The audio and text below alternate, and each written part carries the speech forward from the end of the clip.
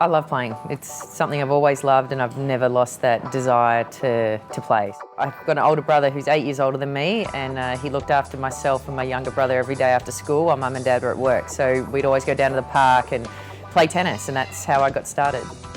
When I was about 8 years old, the next door neighbour gave me a little junior tennis racket for Christmas. Just always wanted to play tennis. So when I was 11 or 12, started playing a couple of tournaments. It was the first time, being on a really big plane, going overseas. It was a really different experience. There was lots of loud crowds and none of us were used to having people kind of cheer against you. Now I can look back, obviously it was a really good experience.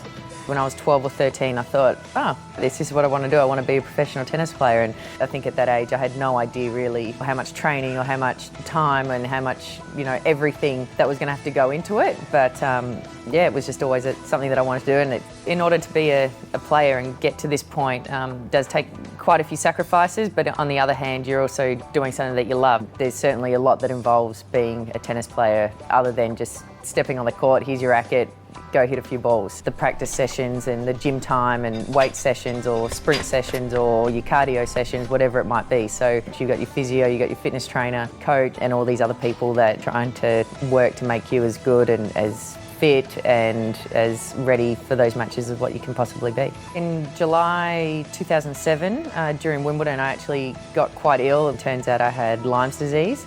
I spent 10 or 11 months out of the game. My doubles partner and I were 1 or 2 in the world, and we'd already qualified for the year-end championships, and unfortunately I had to call Lisa and say, sorry, I can't go, I'm sick and I need to rest and all that. So that was pretty tough. Certainly didn't want to stop and wasn't going to let anything kind of keep me off the court again. So I'd never choose to go through it again, but in hindsight, it's one of those things that you learn to deal with.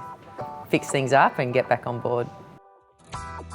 Well, there's a lot that goes into getting me on the court. Obviously getting myself ready, your coach, your fitness trainer, physio, all those outside things like your rackets, your shoes, your clothes, the nutrition that you have.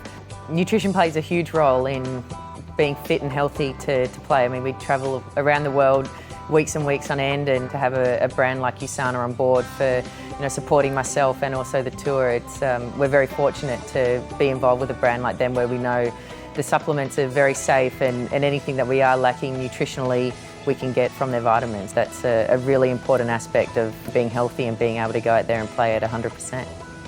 I'm one of over 600 athletes that make up Team USANA. USANA products help me perform at my optimal level day in and day out. Thank you, USANA, for your support and helping me live my dream.